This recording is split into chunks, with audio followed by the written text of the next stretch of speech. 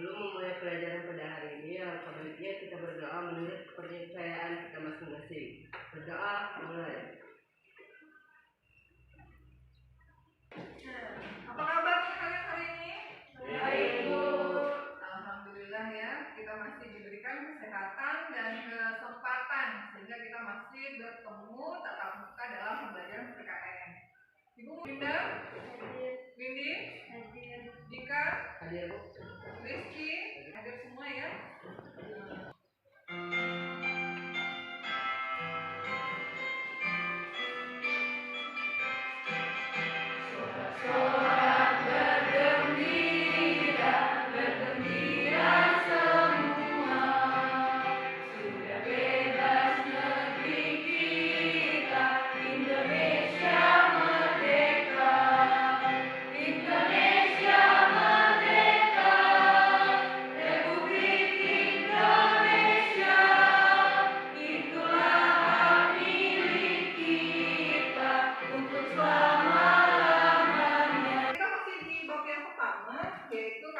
Kasus pelanggaran HAM dalam perspektif Pancasila. Ada yang masih ingat materi minggu lalu? Oke, Rizky, bagus. Materi minggu lalu kita membahas tentang kasus-kasus pelanggaran hak asasi manusia. Namanya World War. Kalian kan suka main game.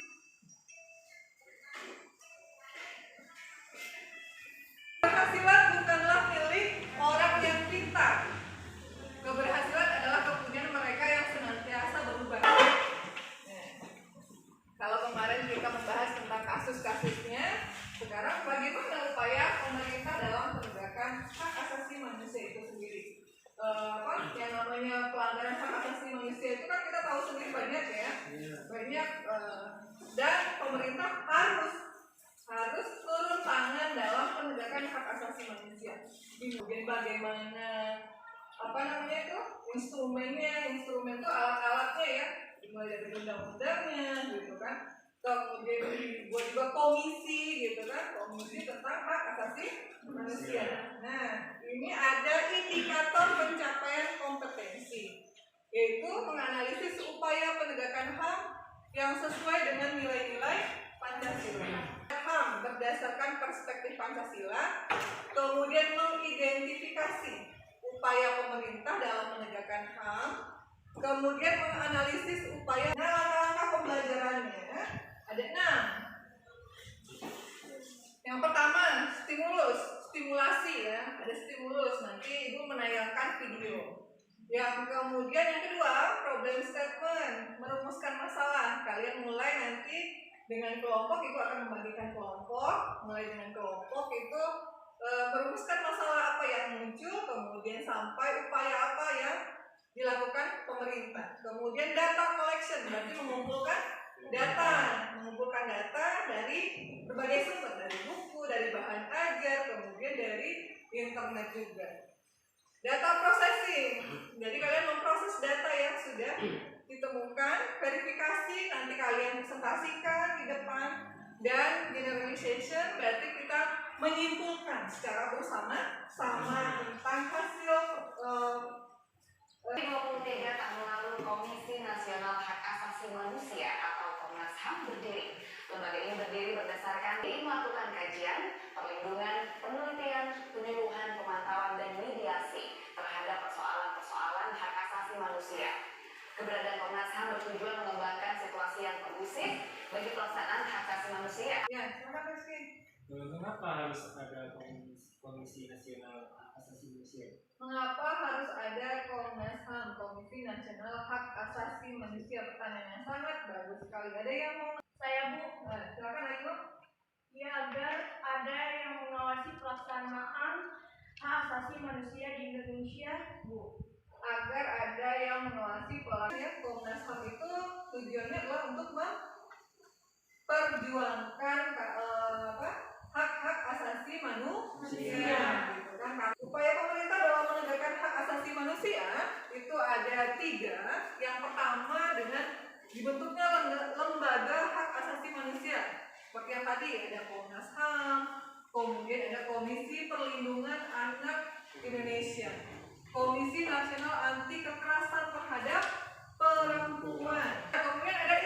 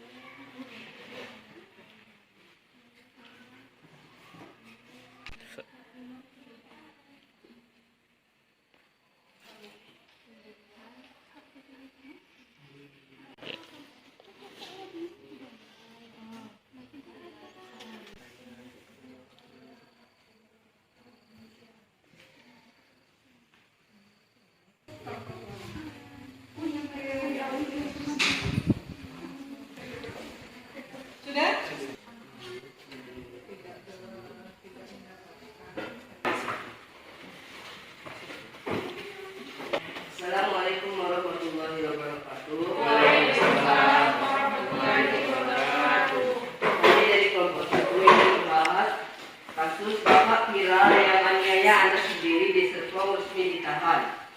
Kronologinya, berdasarkan hasil pemeriksaan terungkap, pelaku bukan pertama kali menyiksa korban.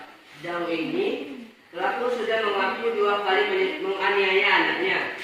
Kasus ini terungkap setelah video penganiayaan tersebut dibagikan oleh ibunda yang ada di Malaysia melalui akun Facebook. Di dalam unggahan itu, ibunda meminta tolong netizen melaporkan kasus ini ke polisi. Nah, hak asasi manusia yang dilanggar adalah hak asasi pribadi.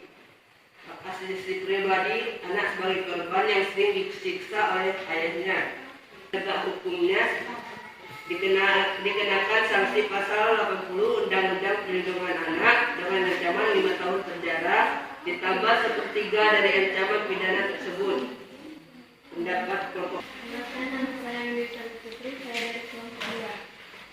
Saya ingin bertanya, apakah Anda setuju jika seorang ayah ditahan? Jika saya akan menjawab pertanyaan dari kelompok 2.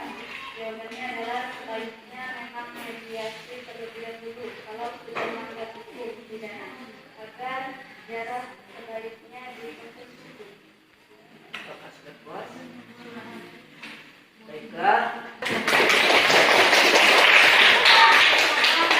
Yang kelompok 1 itu tadi membahas tentang bapak viral karena telah menganiaya seorang anak ya. Nah, bapak viral yang menganiaya anak sendiri di Serpong resmi ditahan. Nah, kasus penganiayaan terhadap anak ini kalau menurut ibu sendiri dan melihat dari data-data di internet itu cukup tinggi ya.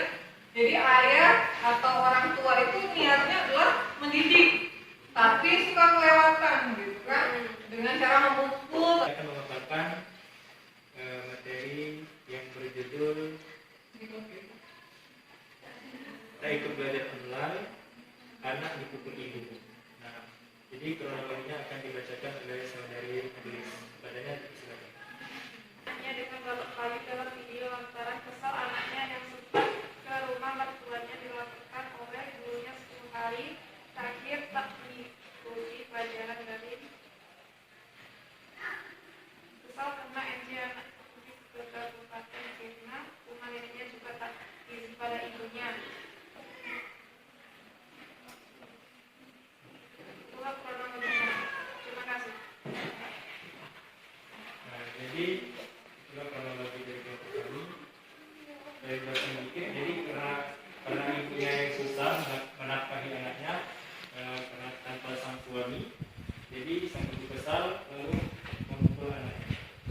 Jadi bagi kelompok yang bertanya kami persilakan. Perkenalkan, nama saya Mediasi Pertama, saya perwakilan dari kelompok 3. Saya ingin bertanya, apakah pantas seorang ibu memukuli anaknya? Baiklah, saya menjawab pertanyaannya. Jangan menggunakan kekerasan untuk mendidik.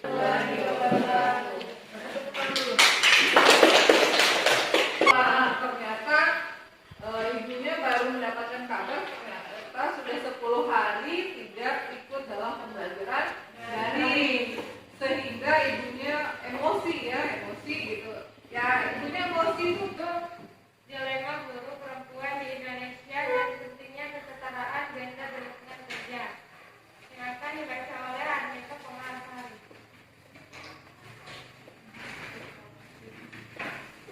Saya akan menceritakan secara singkat kronologi tentang dilema buruh perempuan di Indonesia dan pentingnya kesetaraan gender di lingkungan kerja. Pihak korban sudah bilang ke HRD, sudah punya riwayat endometriosis, jadi tidak bisa melakukan pekerjaan kasar seperti mengangkat barang berat.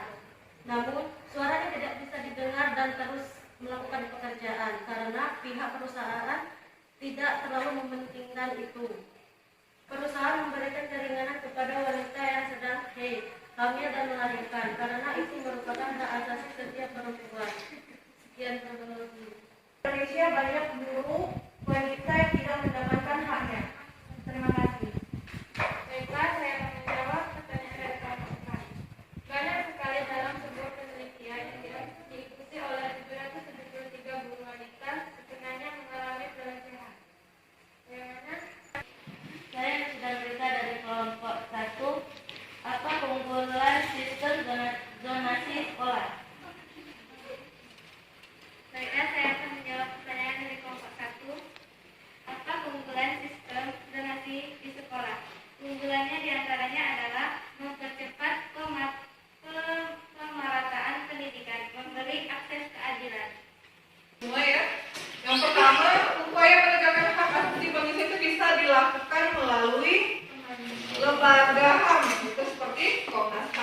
pembentukan instrumen HAM dan pengadilan hak asasi manusia.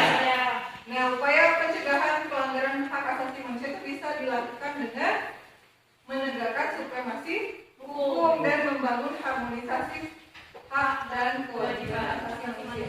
Kemudian kalian juga harus memiliki kesadaran yang tinggi terhadap akan hak dan kewajiban asasi manusia itu sendiri.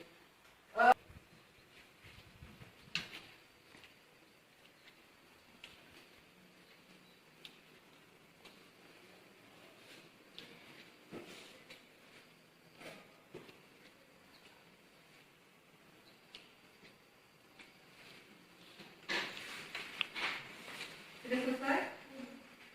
Maksudnya boleh dikumpulkan. Bagaimana pembelajaran kita hari ini? Kalian mengerti dengan pembelajaran hari ini? Mengerti. Apa ada kendala-kendala dalam pembelajaran hari ini? Tidak ada.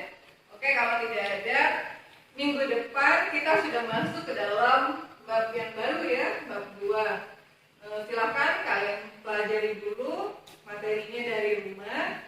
Kemudian apa yang telah kita pelajari pada hari ini, Ibu harapkan bisa kalian cerna, kemudian kalian ingat dan kalian pahami. Sekian pembelajaran kita pada hari ini. Ibu sudahi dengan alhamdulillahirabbil alamin.